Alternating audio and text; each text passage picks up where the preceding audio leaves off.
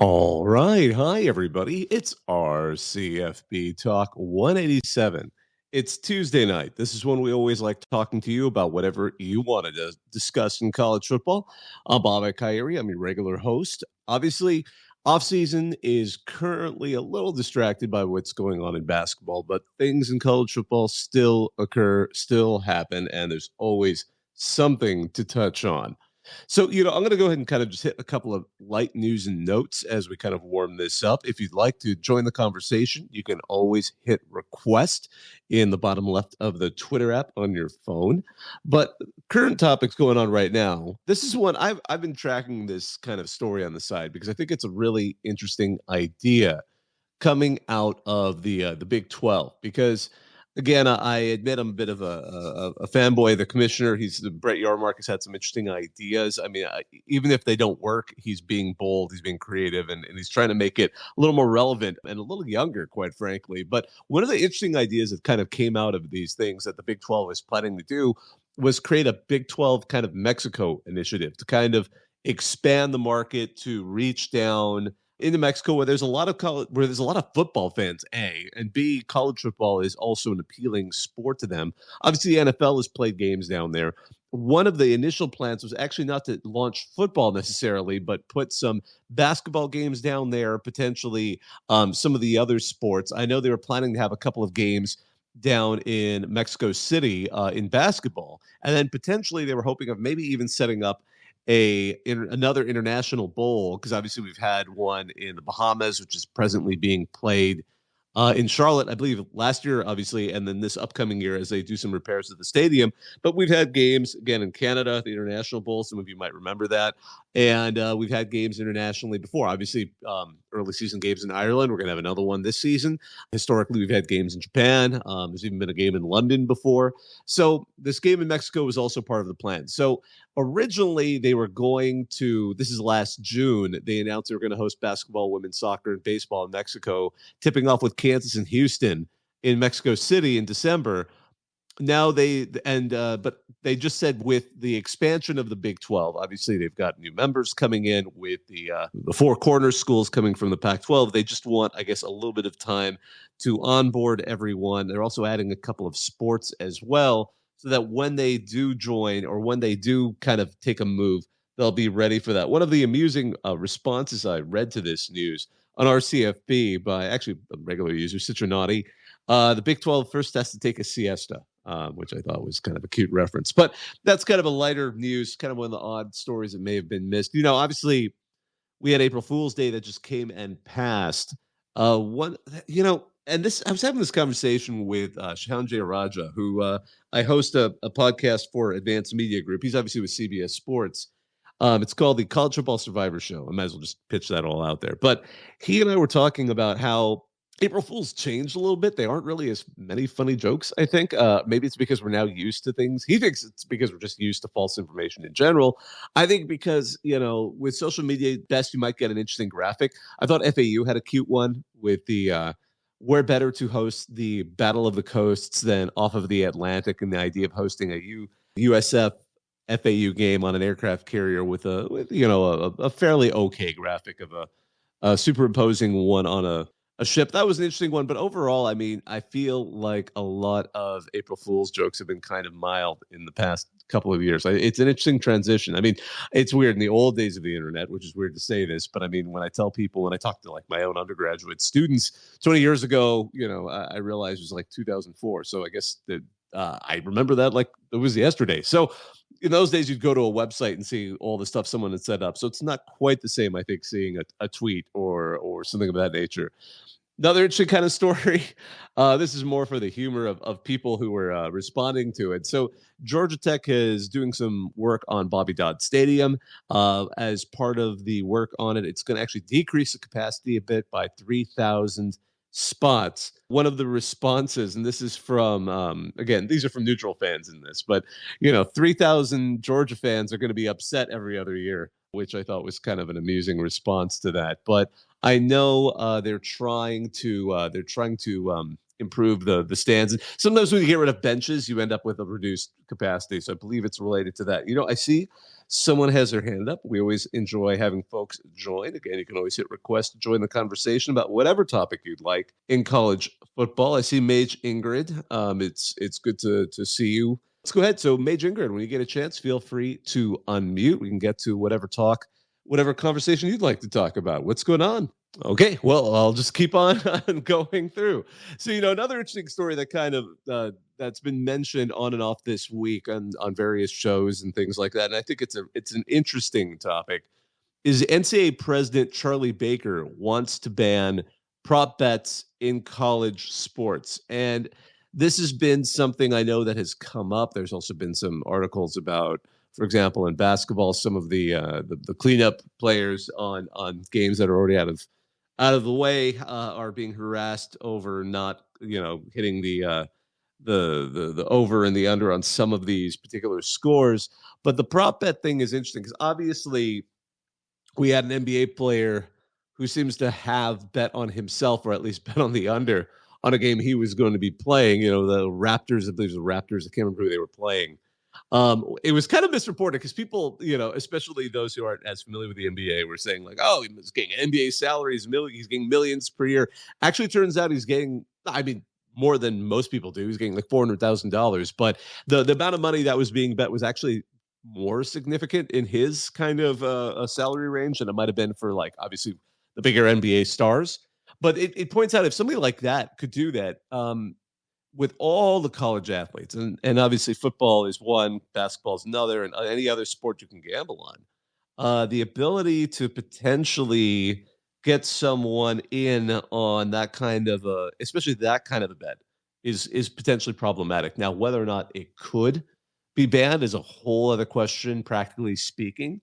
But I know that has been a concern. I know there was obviously a little bit of concern around a Temple basketball game, Temple UAB. So that was an interesting story out there. Although again, the practicality of it is a bit of an interesting question on whether or not it can be enforced. But that's one to look out for. I know, just kind of glancing at comments around, and again, I'm going to bias myself right now a little bit towards our CFB. There's some concern. I mean, like there's a couple of users that were worried that sports gambling. This isn't my quote. Sports gambling is a ticking time bomb. There will be a massive scandal, blah blah blah. That's one angle to it, and certainly it could be, but certainly I wonder if that would be more likely to taint the sport with the general public than the stuff that sometimes gets brought up, like, oh my goodness, NIL or transfer portal or opt outs in the bowls. Those are all well, those have benefits and sometimes it can be annoying, and I can see all of those. I think opt outs and bowls are ones that are a little more annoying than the other two. But I think a gambling scandal would absolutely be a big damaging event for college football or college sports in general if it gets bigger and if it gets more pervasive. So I do get what Charlie Baker's doing here with trying to ban prop bets. I certainly could see the benefit of it. I just don't know the practicality of actually enforcing it. Mage Ingrid, I'm going to try and let you up again. Sorry about that. I don't know if it was on my end or what. So I'm going to go ahead and add you as a speaker again. We'll see if this goes through. Feel free to. Oh, this looks better because I see the mute sign. Go ahead and unmute. Oh, Mage Ingrid, can you hear me? Oh, you're talking to me? Oh yeah, I Can can you hear me hear. now? Oh yeah, I can hear you now. I don't know what was going Yes. on earlier, so that makes me feel Yeah. better because Okay. I get paranoid because once in a while, once in a blue moon, this app kind of like has a weird error where the host can't hear the guests and all the guests can hear each other. So I've had instances where I've had to and luckily it's stable enough that I end my side and then come back in and it works again. But yeah, I was worried it was me, and I'm like, oh my gosh, first caller kind of ran into that. But how are you doing? Oh, doing good, sir. So so it was just posted like a few hours ago. So last night's LSU and Iowa game, it got over 12 million viewers. So in context, most college football games did not break that record. Only the CFP, High State Michigan game, and I did the SEC championship had more views than that game, which is really crazy. Because that game was good last night. If anybody saw it, Yeah, it was a great someone in game, and basketball. that you're right. That's absolutely a wild number, and I'm not shocked. I mean, we're watching women's basketball really rise up in attention and people viewers. And I mean, there was some. I mean, the men's game still gets a lot of viewers as well, and it's an exciting tournament. There were some pretty outlandish claims that this was going to be the year where women's basketball might actually outdraw men's basketball. I think that may, if that happens, it wasn't going to happen this year. But this is still, there's nothing to shake about this, because I mean, if anything, the popularity of women's basketball this season has kind of brought up some of the lingering issues with, because historically, you know, in the past several years, there have been comments like the women's tournaments kind of run not the greatest, like they keep having errors. Then we had what happened in Portland with the 3-point lines being completely different than Yeah, each other. that's crazy. I'm like, What's why did crazy I is it pick was it like before? And like, they already why did played y'all like pick it before? they played like They're 3 or like the 4 group games games. already. They Yeah. played 3 or 4 games, no one noticed. And then somebody, I love it, because now after somebody pointed it out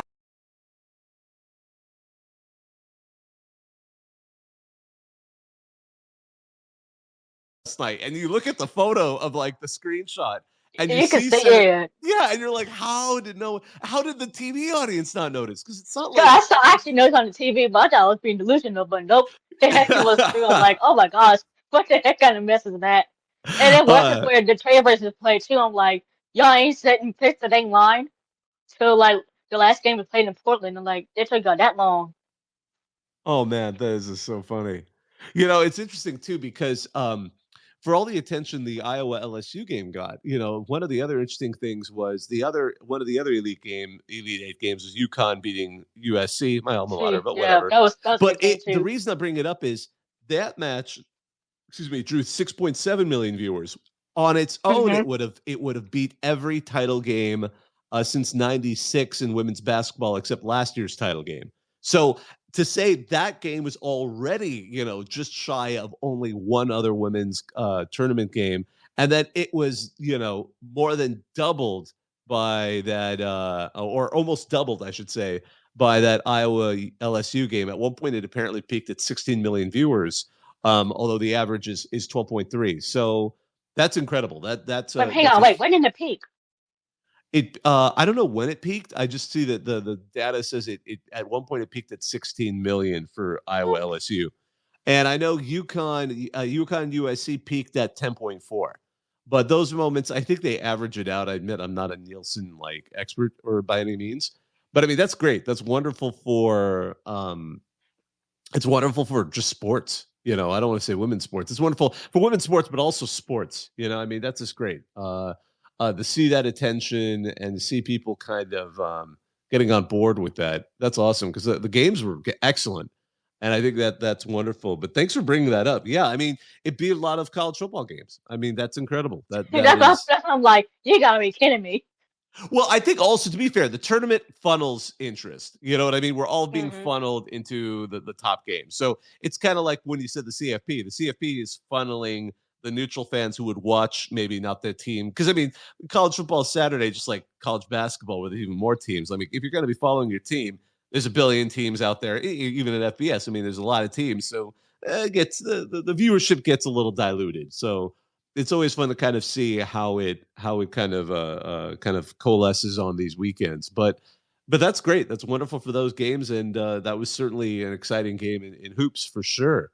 Um, you know, kind of going more to some of the other things going on in college sports. This one is again, you know, I always like to kind of focus on especially when looking at college football and administrators. I kind of like look up the line, because beyond the head coach, you get the athletic director. I'm also willing to look above that and look at the university president, because Arizona has finally apparently decided to let go of their president, Bobby Robbins, who will finish out his, I guess, term there. I don't know how the terms work at the University of Arizona. Not a big shocker.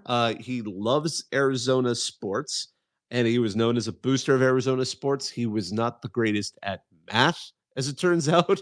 Although we won't necessarily blame him for at least for being the one who miscounted over 100 and something $1 million at school, but it happened under his watch. So the financial problems that have been hitting Arizona, it was kind of inevitable that the president was going to be either ousted or fall on a sword, or however they're going to do it. But that is going to be another change in Arizona. It's in a bit of a chaotic situation right now.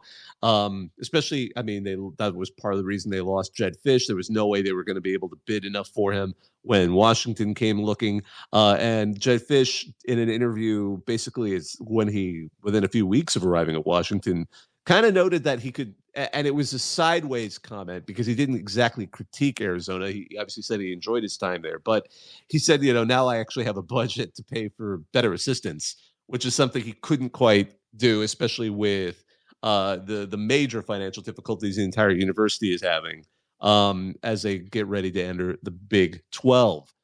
Another thing I forgot to mention last week, because it happened, I think, the day we had last week's show, and it's such a wild one, that Wazoo has, of course, lost their athletic director. Pat Chun has left for the same job at Washington.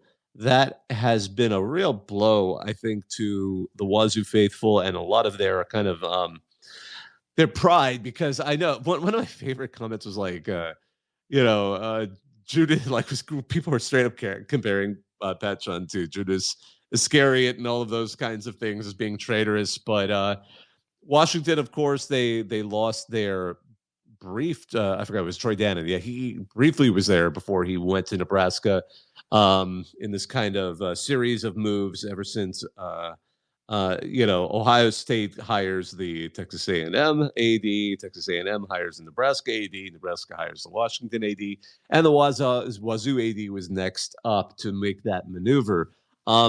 This is kind of, you can imagine why this is kind of getting at the concerns that Wazoo fans have for their program.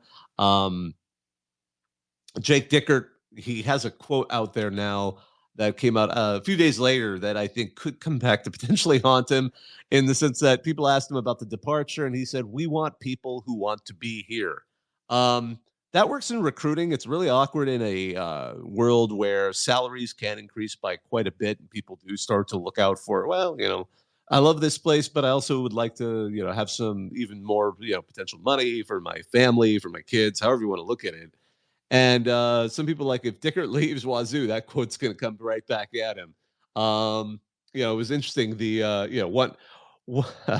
One Wazoo fan kind of commented on this. Dr. Jeps, he didn't say he wanted to be here. He just hasn't had a chance to escape yet.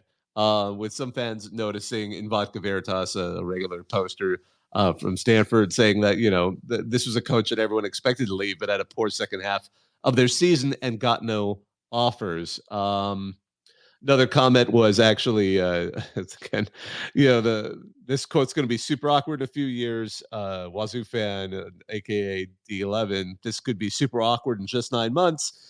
Provoking someone to ask if he's pregnant or not, but I don't believe Jake Dickert is pregnant at the moment. Another kind of interesting note: Dallas has said, the city of Dallas, that they're going to have a major renovation of the Cotton Bowl Stadium. This has been previously announced, but they kind of went into the details of it. A lot of fans who go there, especially for the Red River rivalry shootout, however you want to say it, the place is a maze on the inside. As Carson Coffey, a Texas fan, pointed out, even if all they did was make it easier to enter or exit the stadium, it would be a big win.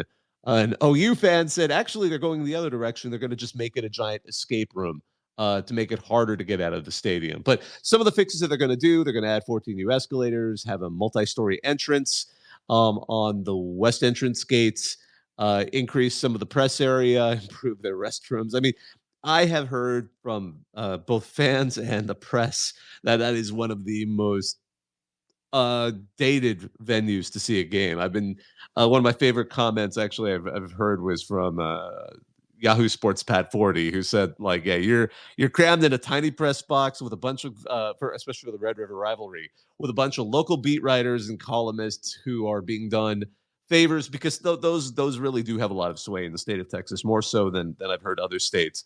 But like, he's like, you're sitting next to a guy who's like 8 beers deep and smells like the agriculture part or the livestock part of the fair, and try to cover a major football game. So I've been told it is definitely something, it is an experience for all of those. On the NIL front, and this isn't an NIL deal, this is actually seems like almost a I don't know, begrudging, but certainly a awfully delayed embrace of the NIL collective associated with their university. But Stanford's athletic director, Bernard Muir, has publicly backed one of the NIL collectives associated with the university. Stanford has been the longest, I don't think any school in major college football has taken the time to kind of embrace it. They were very resistant. David Shaw, before they let him go, seemed to be quite upset at the slow pace of movement towards that. Um, I think this is something that should help them. Particularly, obviously, they're going to be in the AAC, but we'll see if NIL how it moves. I mean, as people have pointed out, if Stanford suddenly gets their donors and their big money alumni to care about football, they would be theoretically unstoppable. But with all those, they have a lot of billionaires. They do. Gosh, what's the number? Actually, let me see. Someone posted one of those lists. Yeah, Stanford has. Gosh, that's a crazy number. They have 74 billionaires in their alumni base. So if they decided to throw that money, of course, Harvard has 188. So if they decided to join FBS and win, I mean, who knows? But the joke is, I mean, most of the Stanford, those billionaires, they're tech guys who really, they probably like the university, but they'd rather just get their names on buildings and not necessarily the football program. It's interesting to look at, if you go down the list of these schools with all these mega donors, not mega donors, but mega alumni. You have, Harvard, Stanford, Penn, Columbia, Ivy, MIT, no shock there, Cornell, okay, Yale, again, Ivies. And then you get USC, which has still, USC has always been like, I always thought if they could flex that NIL muscle, they theoretically could because they are in that top 10 list. And then Michigan is the next one in that kind of FBS range of teams that have that kind of finance ability. But who knows? Who knows where that would go? Speaking of the Pac-12 and its kind of more laissez-faire look at things, there was a great interview with Bo Nix where he said in Oregon Live that the difference in the SEC and Pac-12 is, quote, hostility, in that he said it's almost like an unhealthy obsession. Basically, and again, credit to In Vodka Veritas for summarizing this. Nix felt he was constantly stressed at Auburn because of how the fans and media treated it like it was life or death. But at Oregon, he found joy in playing college football because even when he didn't have the best game or the team lost, the fans and media were supportive and uplifting. Of course, one of the responses, and now the Pac-12 is dead, draw your own conclusions, to which case people said Nix killed Pac-12 with his joy. Or as a Tennessee fan put it, emotional Nix kills 12. Having some fun with that particular angle on things then. But some others have pointed out he's not going to enjoy the NFL if he's worried about passionate fans getting really upset about in-game performances. Will Johnson, the incredible DB for Michigan, because he's still on the team. He actually has one more year, even though he's just absolutely a tremendous athlete, one of the best players on the Michigan roster as they go into an interesting territory in the Sharon Moore era and whoever the quarterback's going to be. But he went on the record as saying Michigan's NIL was the main reason the Wolverines kept their core group together. And to be clear, for those who were kind of following that program, one of the big reasons that program seemed to do so well, and one of the things that even Harbaugh was happy to boost every time he got a chance before this past season, was they had so many seniors. They had so many people who had been playing together, and they had a lot of, they had some transfers certainly, but they were mostly people that were more than other comparable programs, people who had been with the program. But it was nice to hear Will Johnson also say, yeah, but we're being also paid to stick together, at least enough to stay together. I do want to qualify that because, Saban famously, while he was at Alabama, it was noted they didn't have to pay quite as much to retain players or even attract players because the people wanted to play for Saban because they knew in the long run he could get them in the NFL if they followed his system. And then the question is now Alabama might be paying more for NIL to kind of actually compete with the other programs that are competing for those very same players. And this is something that I'll throw this out to some of you. If you want to add to the conversation, feel free. Again, if you'd ever like to join the conversation, hit request. There was an interesting post on, a classic question, but I always like reading it. What does college football do better than the NFL, and what does it do worse? I'm going to go over some of the better ones because I enjoy these. game day vibes in college football are better than game day vibes in the NFL. That was an Arizona State fan, nerdy kid. Syracuse fan said being a Bills fan and you get the JV version of the college game day experience. Being a Bills fan is still better than Syracuse, but not Penn State in my personal experience. With those videos of the Bills Mafia, I don't think I'm shocked.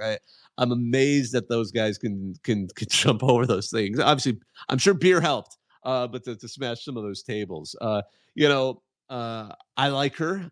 Texas A&M fan. That's not my statement. A username. He said college football teams don't relocate. That's always a popular one. Other fans pointed out tailgating.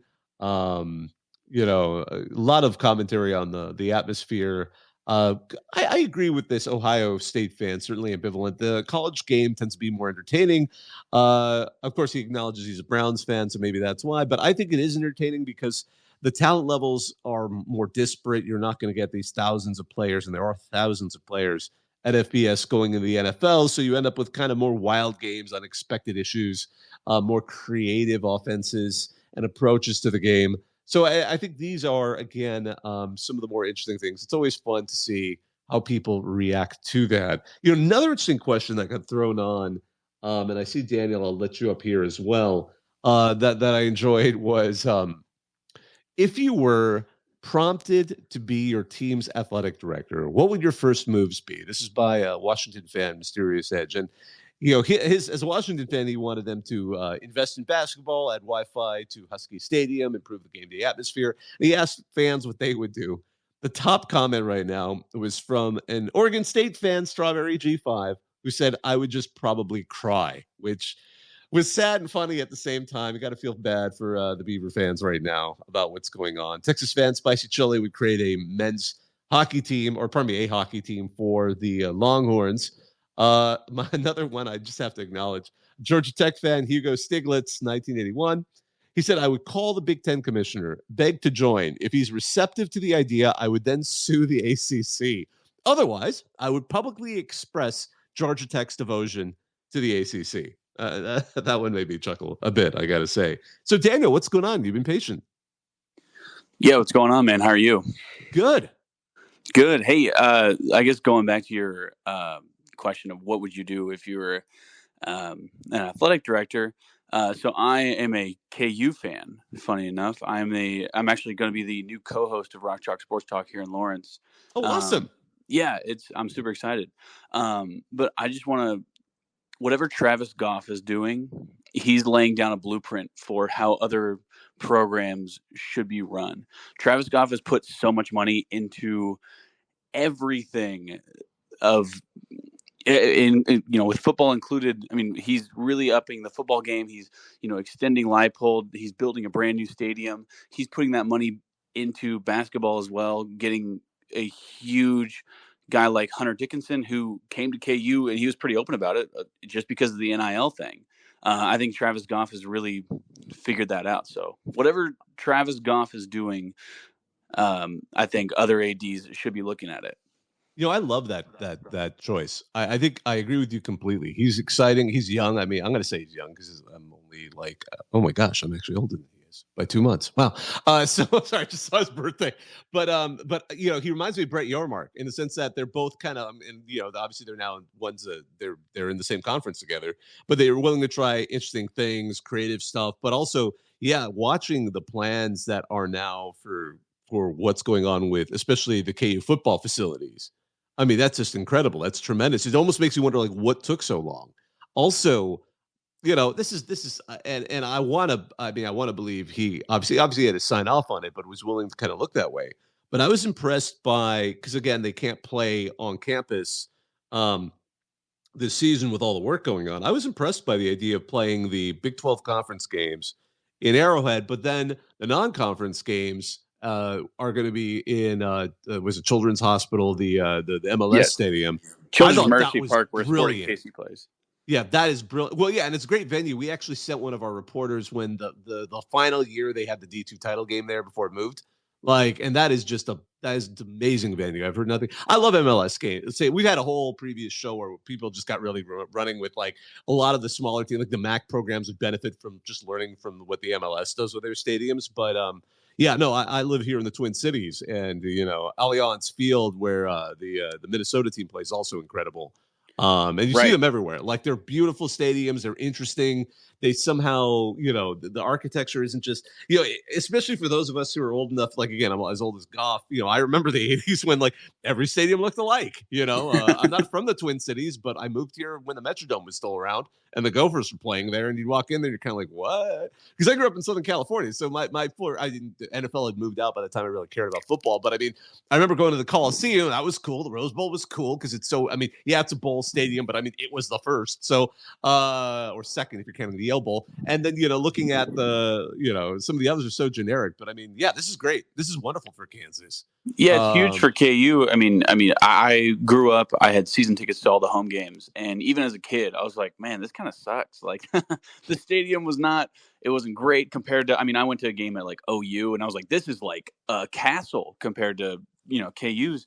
So yeah, it is amazing what Goff is putting into the Kansas athletic program, the football in specific, and the way he managed to pull off the Arrowhead and Children's Mercy thing was unbelievable. And there's a lot of, because I live, obviously I live close to there, and there's a lot of Kansas City, Missouri people saying, "Oh, why is a Kansas school playing on the Missouri side?" But it's like, Kansas is the closest team. That's a so yeah.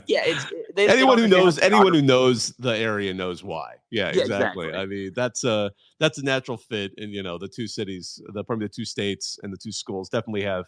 I can see Mizzou fans teasing about that, and I get that.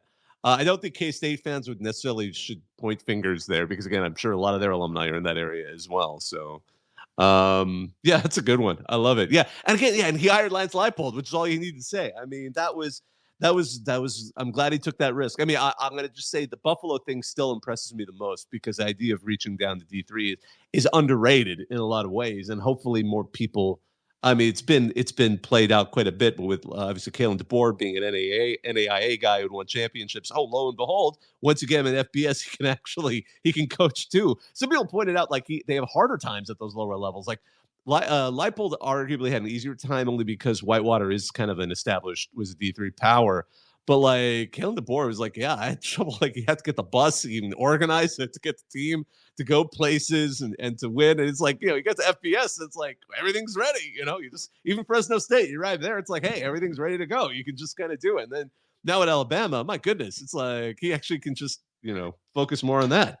Yeah, I would argue like if you're able to be successful, obviously, Whitewater was a powerhouse, but the way, DeBoer, that's a really great point that if you can win at an NAIA or D2 or D3 level, that proves that you're just a good coach because you don't have the resources to be able to recruit these kids. So if you just recruit talent, coach them up, and be able to win, that's a testament to what you are as a coach. And I think that's obviously you see that with guys like Leipold and DeBoer. Yeah, and I just want to even point out, like, people may forget, like, Brian Kelly was actually a really good D2 coach at one point. I think it was a Grand Valley State. No, it was the one in Michigan. I always forget how they call it because there's a couple of schools that use the Grand Valley name. But I mean, he was a solid coach. Or also, my goodness, who's the other one that's popping in my head that also is just. But yeah, there's a couple of these guys. Oh yeah, Willie Fritz. I mean, the guy has won at the national championship at a JUCO level, has done well at again D2, did well at FBS, probably FCS.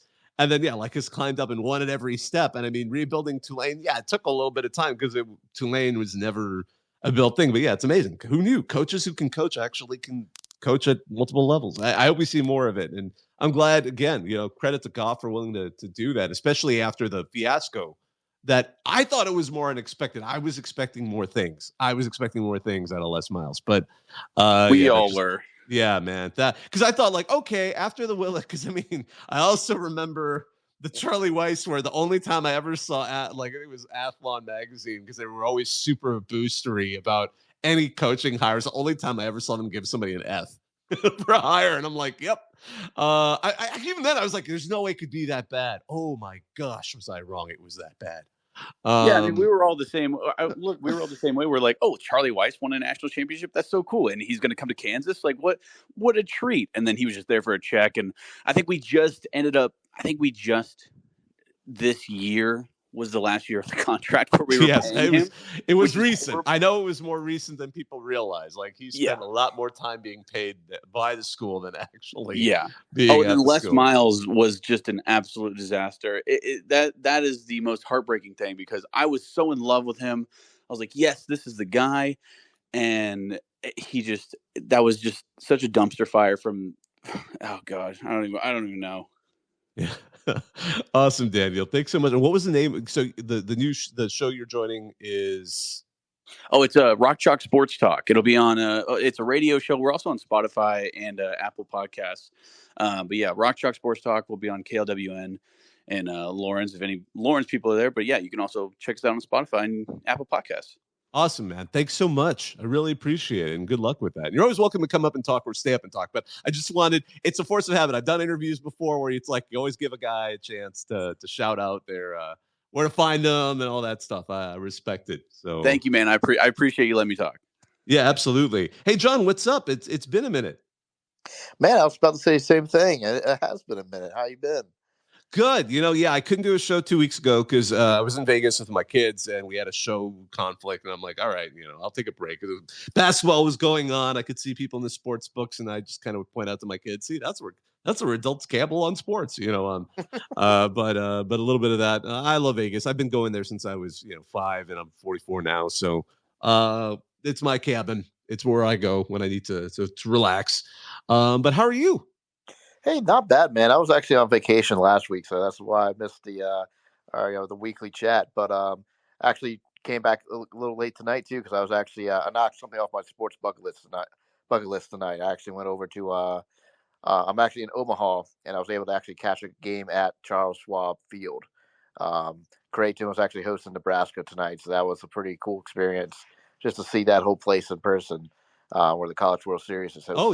Oh yeah. Does that one bar sell Jello shots just every day? Like, or is that only I meant to go after the game, but it is absolutely freezing out here. It was raining and it was high 40s by the time the game ended. And my very stubborn self wanted just to get to the car. So, I was gonna say, brother, it snowed today here in Minneapolis. It actually snowed for like hours, and I was annoyed because we had literally the mildest winter I've ever seen since I moved here in 2002. Like we barely had any, like no snow for most of the winter, and then just wild amount of snow in the last couple of weeks. Like it was snow on the ground on New Year's Eve, on April Fools, and my goodness, like so. Yeah, no, I was. So yeah, I can imagine, but yeah, trust me, it can get colder. The coldest I've ever seen was like one time again. How I ended up Thompson, Manitoba. Thompson, Manitoba is so far north that Minneapolis is the halfway point to New Orleans. So I was there way up in Manitoba, and it was snowing in June, and so there are places that are worse. Oh yeah, for sure. Well, the main thing I wanted to ask, and I apologize if this has been discussed today or discussed last week, is about player props. I know the NCAA is currently working on trying to end player props for various reasons. The biggest one being because people suck and they want to DM players saying, "Why did you ruin my $5 bet?" Yada yada yada. I was kind of curious what your thoughts were on just gambling on college sports in general, player props, and just and my last part being, do you gamble yourself? So here's the thing. I'm not a huge gambler. Like I have gambled before in Vegas, like even, years ago, I remember, I think I was in Vegas for the Oregon, the Oregon Ohio State championship. And I remember I put some bets down at Oregon just to say I did. And none of them came out. I bet before and I've won, but I think I literally bet on sports in Vegas my whole life 5 times. I'm not a big gambler. And it's weird too. I think maybe because I've been going to Vegas since I was a kid, I associate it with just a place to go and have fun. Lots of fun stuff. Let me tell you, if you want advice, I got tons now, especially after this last trip.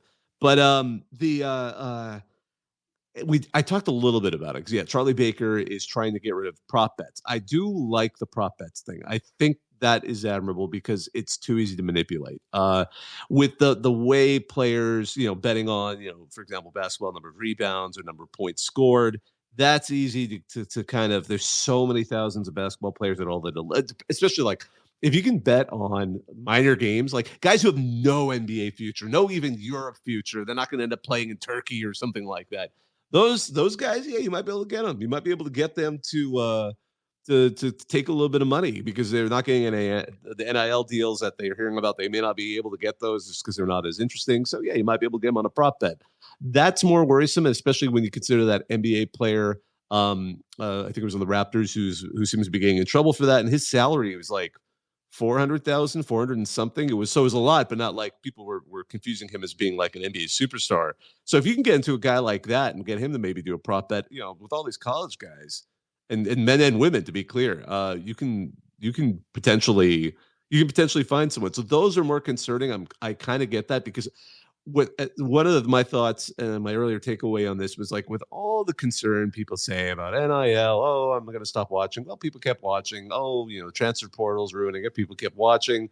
Even the conference moves, people keep watching.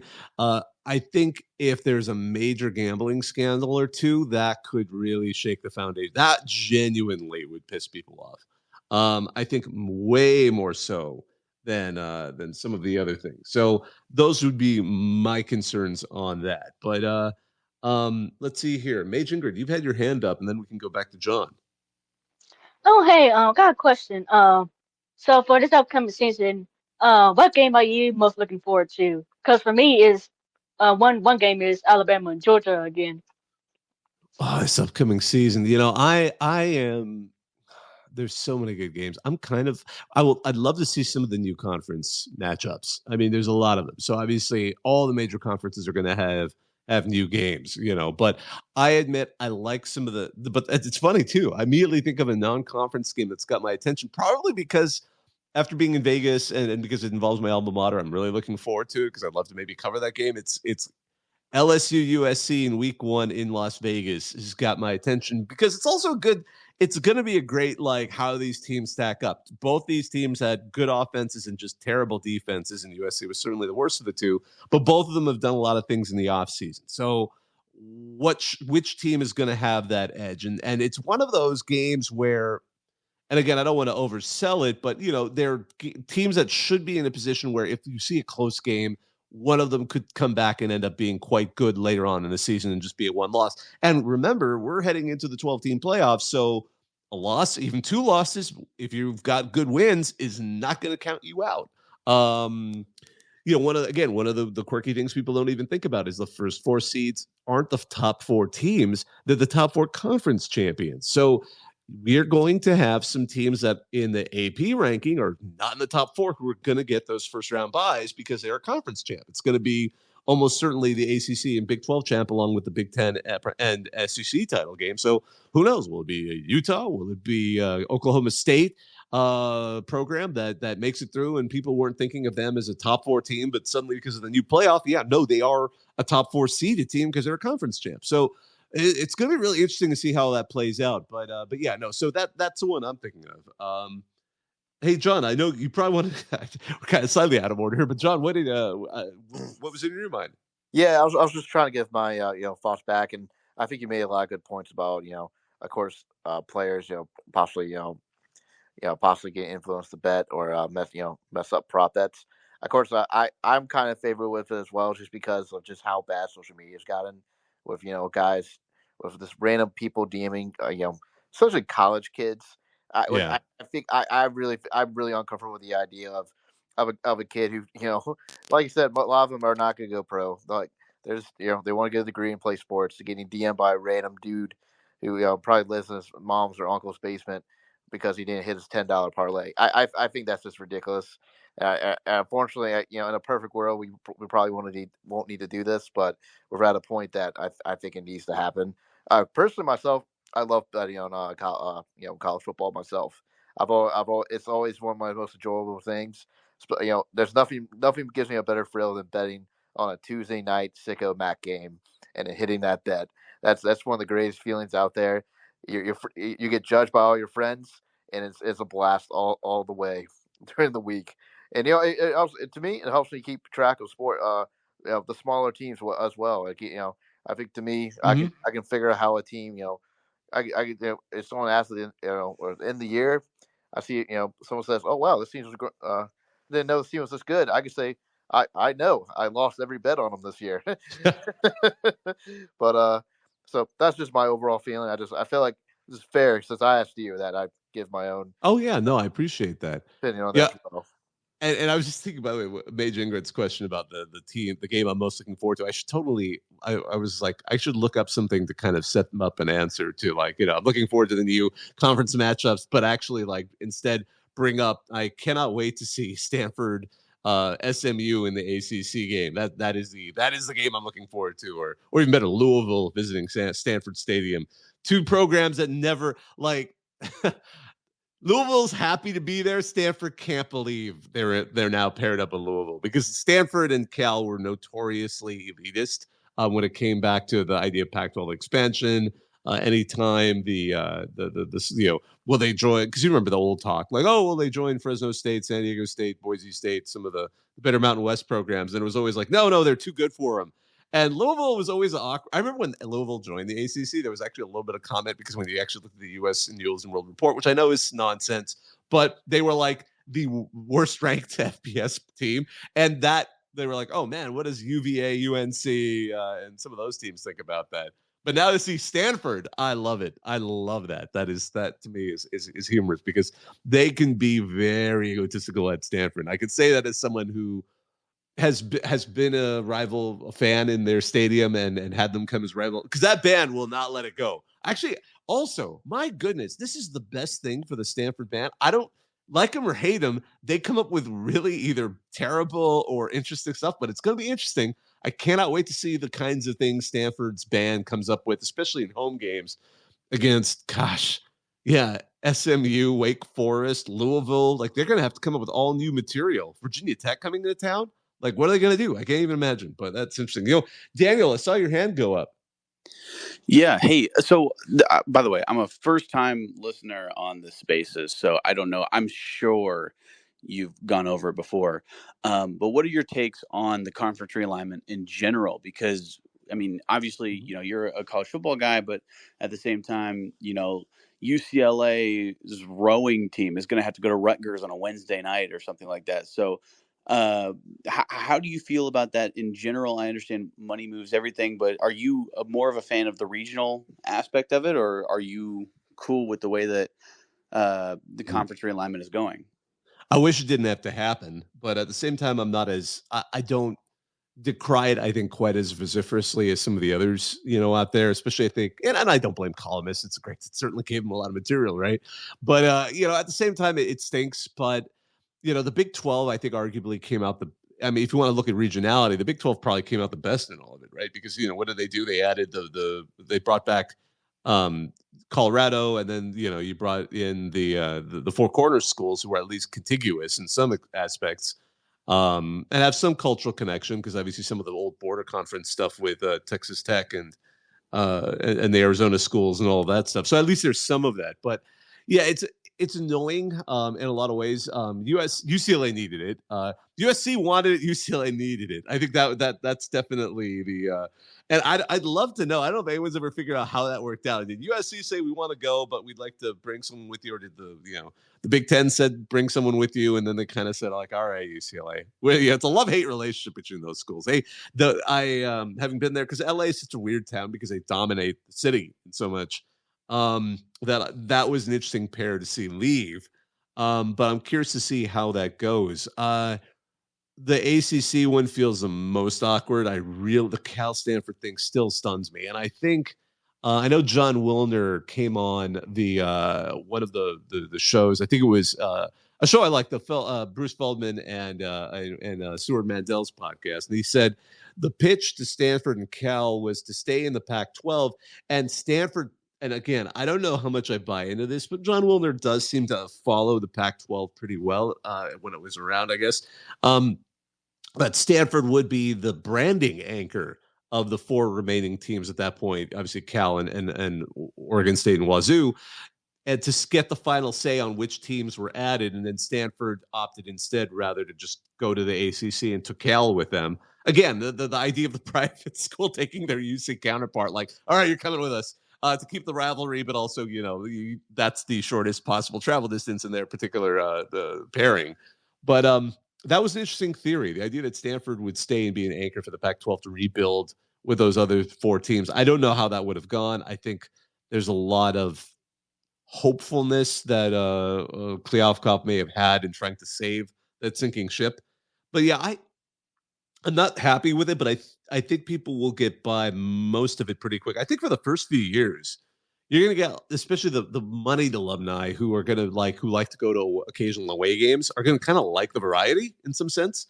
I think USC and UCLA are going to be actually a better cultural fit than some of the others want to admit. And obviously Oregon and Washington coming as well. So it's not going to be just them. I should be clear about that. But I think the cultural fit with some of the Big Ten schools is going to be more natural. I know, having lived in LA, that there's a lot of Big Ten fans out there. And that part of it's a historical pipeline. The whole reason they created the Rose Bowl was to get people to be interested in move to Pasadena, right?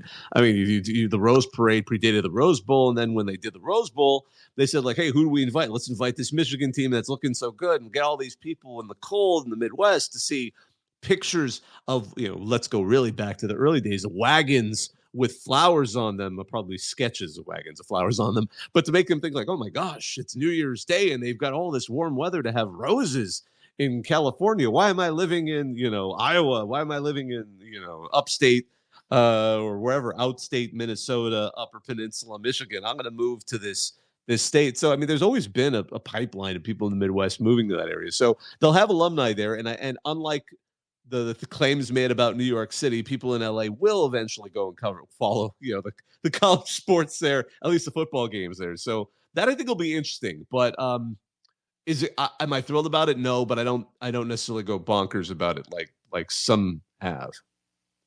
Yeah, that's fair. I mean, Stanford was the most surprising one. I came in a little late. I heard you talking about Stanford earlier, but Stanford, with how many prestigious alumni come from there, it was surprising that they weren't as big of a fish as, like the UCLA, USC, the Oregon. I understand. I mean, their entire sports programs. I mean, what have they won? The Capital One Sports Cup, however many years in a row, that kind of thing. So yeah, they sponsor everything. To me. Yeah, they have absolute insanely deep pockets and anything they want to. They have so much money that one of the more fascinating things, and I've relayed this story in the past, but I got into a conversation at Mountain West Media Days with some of the coaches there. One guy was talking about he thought I don't even know how it got to this, but he thought, and he wasn't being mean. He was like, I think the toughest job is San Jose State because you have the Silicon Valley prices and it's hard to get assistant coaches because you either get young guys who don't mind living in a small apartment, because you can't afford anything, even on the FBS assistant salary, which isn't a ton, but it's the Bay Area. Or you get guys who are empty nesters who just want to still coach because it's fun. But he pointed out Stanford, meanwhile, because one of the guys had coached at Stanford as an assistant. He's like, Stanford had this really rich donor build this townhouse complex aimed at coaches, so they would the non-big paid coaches could have a place to easily live near campus. I'm like, that's what Stanford can do if they want to. But, again, as I was saying, they've got the second highest number of billionaires of any university in the United States. So if they could get a couple of those tech guys to suddenly want to throw some money, they could do whatever they wanted. Unfortunately, those guys are typically not necessarily the biggest sports fans. And if they're a sports fan, they'll just buy an NFL team or an NBA team, So that's always been kind of the thing there. But I agree. Stanford's always been odd in that way. They have a small university campus, beautiful campus, but it just hasn't had quite the pull. It's rare to have a private university that, when we think about it, there aren't that many private universities that can really pull people away. USC, obviously Notre Dame is a king of that.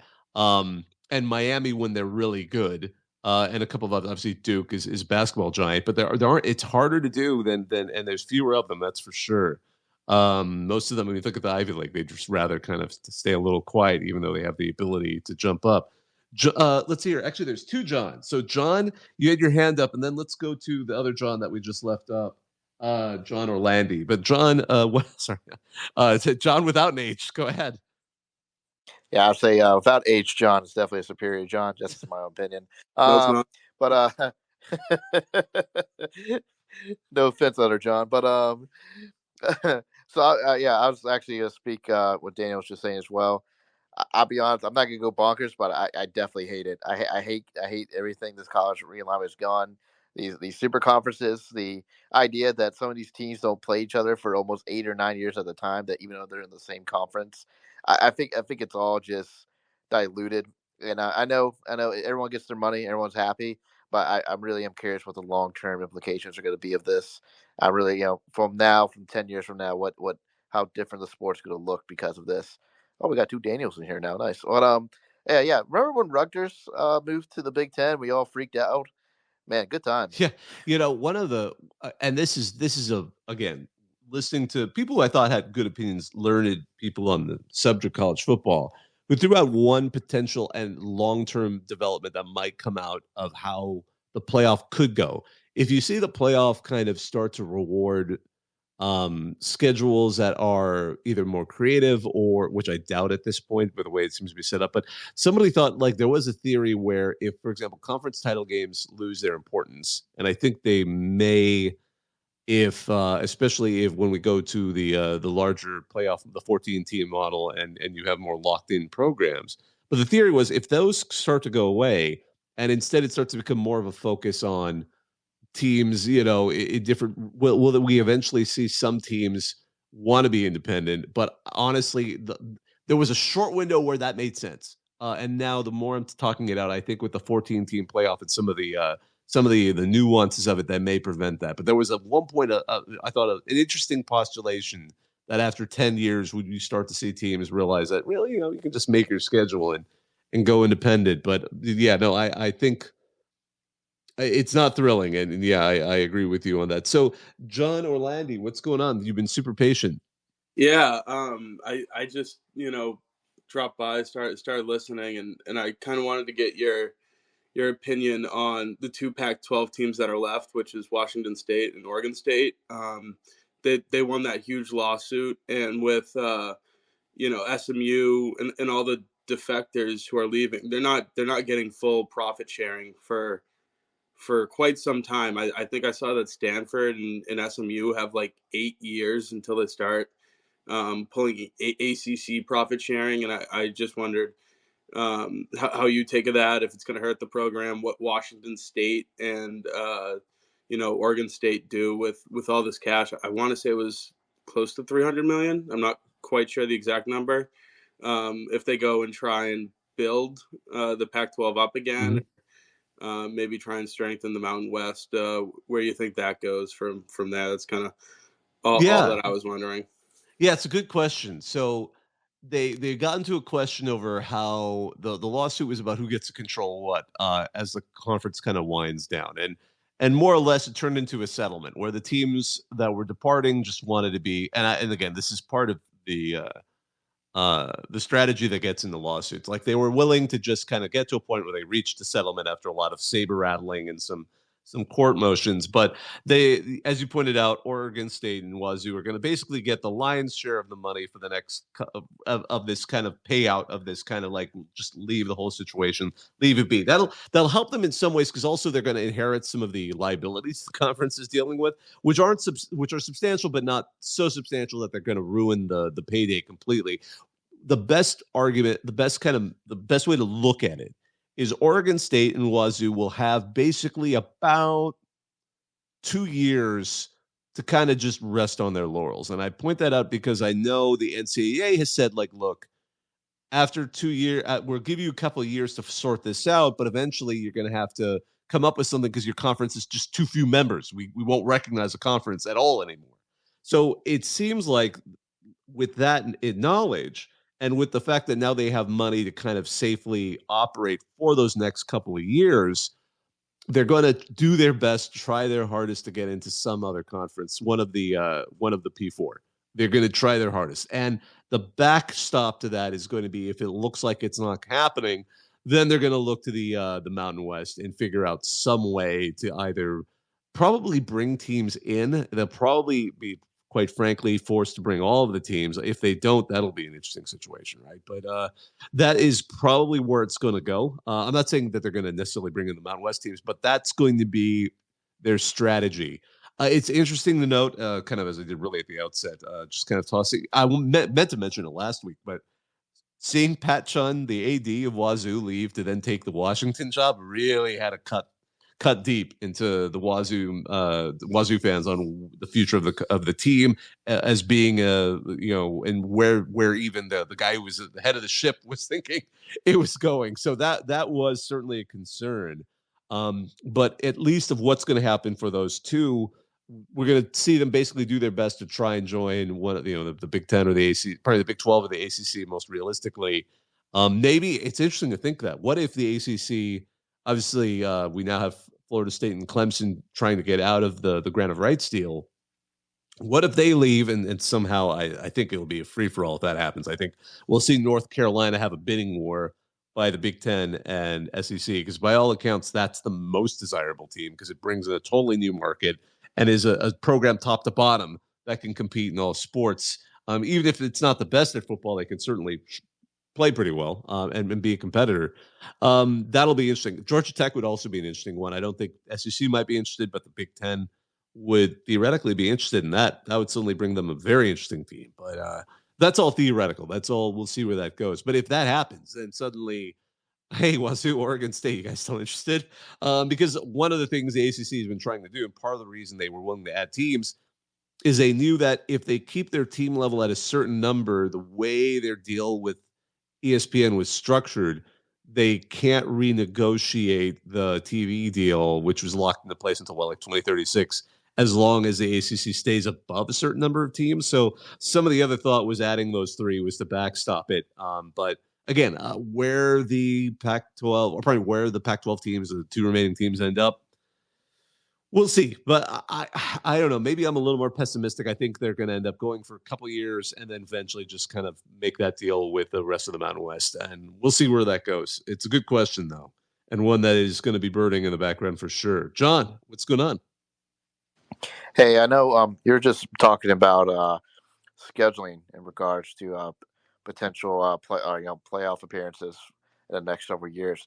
Do you think the NCAA or somebody will essentially put a scheduling requirement for teams? I say requirement in the way of, for example, like a Power 5 school can't play an FCS school in order to be qualified. They have to play G5 schools, and G5 schools, can't play Division 2. They got to play, they have to schedule FCS or Right. Or above on talent wise. Do you think those type of requirements might come in just because teams might try to get more creative scheduling and try to get essentially a cupcake schedule so they can That's a great question. Yeah. I think it's funny because it depends on the team because UCLA and Georgia have announced that they canceled a non-conference game that was coming up, I think, in 2025.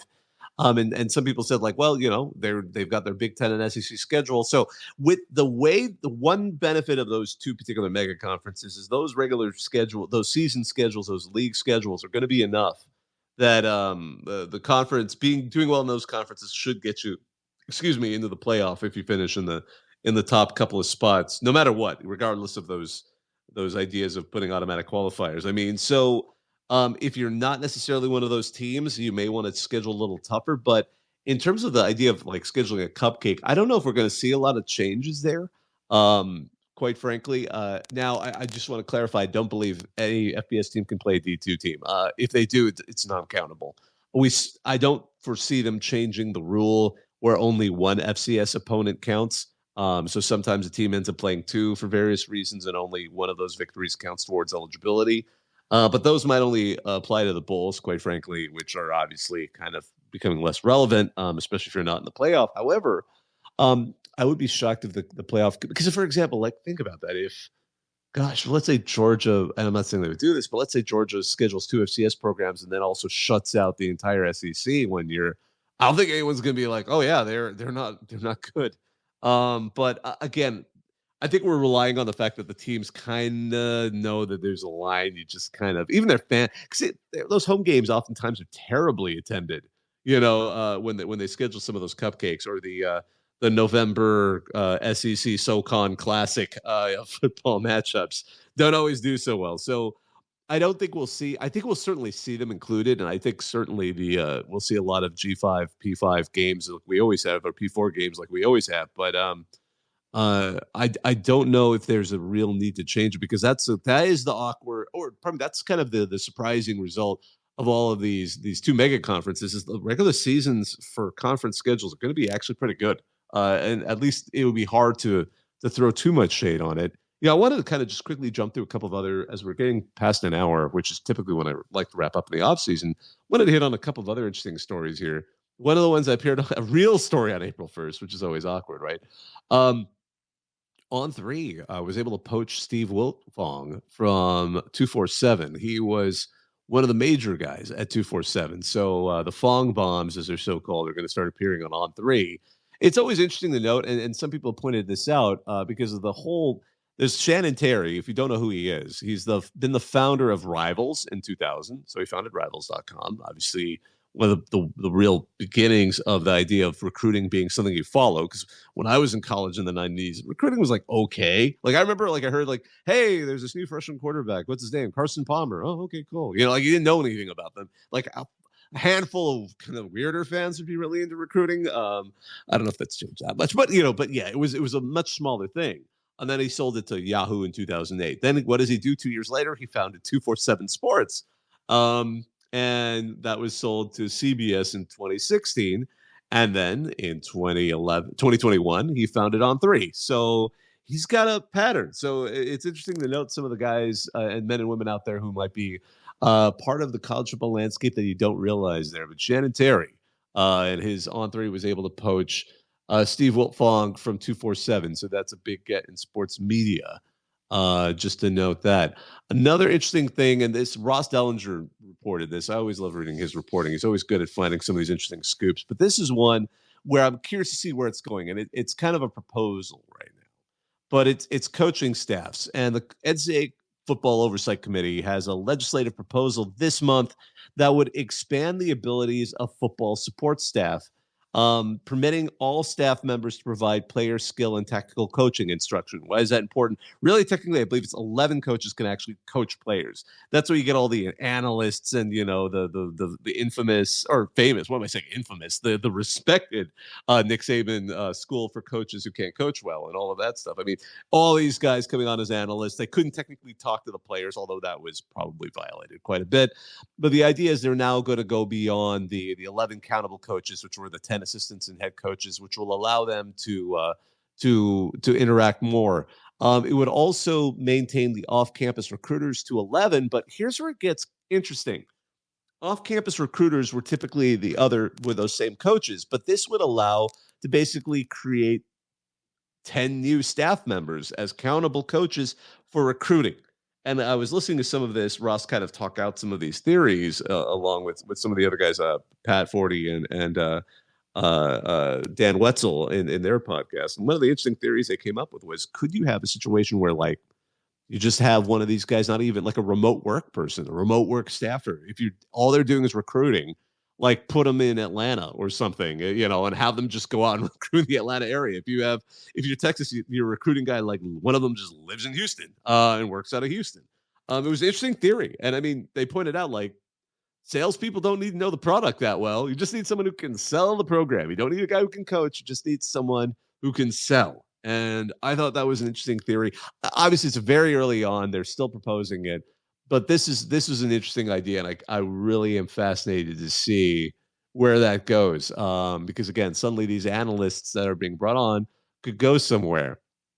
We're running a little bit out of time, so I won't go into this. But one of the other moderators of our CFB, Commodore N7, wrote I don't even follow Warhammer 40K, but he created FPS teams as Warhammer 40K legions. Amusing read. I recommend looking it up if you're remotely into this, because the amount of creativity that went into this, the Emperor's Children, Texas. The Emperor's Children are all about perfection in all things and uplifted their dead world of Chemos to a paradise. It goes on like this. Like I won't read this out because I'm going to probably butcher all of this lore, but if you're into sci-fi, if you're into board games and I guess, miniature wargaming, this one is a good one to see.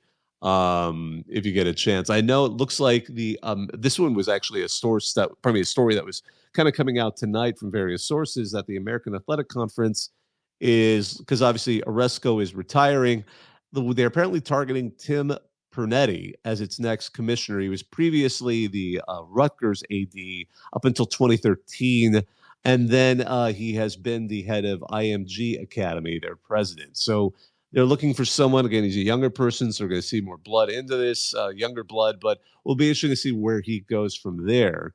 Lots of other stories out there, but I think we'll go ahead and slowly wrap this up. But John, I see your hand up. Yeah, last thing for the end of tonight, just because I won't be able to say this next week. Put some respect on Indiana State's name. But has that game gone final, or where did that go? I wasn't even paying attention to it. Yeah, Indiana State blew out UCLA tonight. That was the last Pac-12 basketball game, I believe, as well. Oh yeah, wow. Kind of unbelievable that they were not put into the tournament. And I think this performance has kind of, frankly, the committee should be embarrassed. Was that the NIT semifinal, by the way? Yes, it was. Yeah, excellent. Who do we know who their opponent is? I would need to check real quick, but I think it could be the other team also who should have been in the tournament. I think St. John's, who also didn't get picked for the tournament this year, might be in the final as well. That'd be something. It might be two teams that should have been in the tournament are now in the NIT final, and of course two potential mid majors or non mid majors who the NIT did not want, essentially, with their new new rules. Rules were so still silly. got in the final anyway. Oh my goodness. Yeah. Hey Daniel, I see your hand up. I'd love to hear your final thoughts. Yeah. Hey, real quick. So this is my first time on the Spaces. I just want to know, how often you do this, like what days a week you do. Yeah, absolutely. I guess give you a plug, I guess. Yeah, no, I do these every Tuesday night. I always close with that, but we do these every Tuesday night at 10 p.m. Eastern, 9 p.m. Here in Central. But almost every Thursday. I think I've missed a grand total of 2 fell on holidays this past calendar year, which were we're doing one on 4th of July, and I was out of town a couple of weeks ago. But almost every Thursday. When I get a chance, and this is just a scheduling issue for me. We sometimes have odd days guests, like if I can get someone to be a guest, if I have the time to reach out to people. We've had head coaches. We had actually Willie Fritz. We had Shane Beamer. We've had athletic directors. We had TCU's athletic director on here. His name just slipped my mind. And some other people. We've had a variety of reporters. It's a matter. We had Ross Dellinger. I was just talking about. Stuart Mandel's been on here. I just need to get around to scheduling some more of those. I'd love to have Dan Wetzel. I actually enjoy listening to him talk. I think he's actually be a fun talking guest from what I've heard. But I'd love to mix it up sometimes. And then I doubt, I'm not going to jinx this, we had a few emergency ones when there's a head coach at the parts. I remember when Nick Saban announced, we're okay, we better do a Twitter space. And that was a fun one because a lot of Alabama fans came on. Just basically, it was almost like a wake with fans just remembering it. And obviously Harbaugh deciding to leave. That was when we did. Some of the more interesting stories. I remember USC and UCLA announcing that they were leaving the Pac-12. That was another one we did a couple of years ago. That got pretty out of control as soon as that one started. So, things like that. But typically Tuesday nights, we always keep those to be a call-in show because we found at one point we were doing guests at this time and we thought you know what? Yeah, let's talk to fans. Let's talk to folks and let's have a conversation. So my background is I'm one of the people that runs our CFB, but I do it more in the background now and I run our media stuff. So if I'm not arranging stuff like this, I typically I've been in the stadium in the press box for the last 3 national championships, 4 of the last 5, and we've covered 6 of them with over the years, as well as some other reporting. And I sent our handful of reporters that we have are all volunteers to games around the country. So that's my background in this. If you're new to it, and then we take these shows, they're recorded. Actually, I've learned how to record them live, and then I take it and throw it on just wherever people get their podcasts if they want to have them available as our CFB Talk, on Apple and Spotify, wherever they get their podcasts, just in case they want to hear themselves recorded and they don't want to use Twitter, because I know X has become a little bit more difficult to access if you don't have an account, which I know has become a bit of an issue for some folks, and we want to make it available to everybody. But thanks for asking. I really appreciate that, Daniel. So on behalf of all of us here at RCFB, I just wanted to thank you all for listening. It's always great talking to you. Lots of great callers today. It's great hearing from people. Lots of things going on. Obviously, the NCAA tournament's going to wrap up in basketball pretty soon, so we'll have even hopefully more college football stories, especially with spring games ending. I'm very curious to see who some of these quarterbacks are going to be at, Michigan, USC. I'm very curious. That's a low-key one.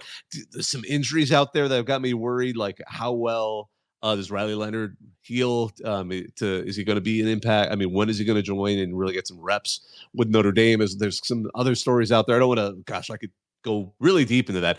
If you want to hear another podcast, I do one with Shahan J. Raja of CBS Sports called the College Football Survivor Show for Advanced Media Group. They're the people that own like AL.com, Cleveland Live, Penn Live, anything live at the end of it, like Oregon Live. It's an Advanced Media Group site. So that's another way to reach us and what we do. But on behalf of all of us, I wanted to thank you for listening. Now I'm going to hang up and listen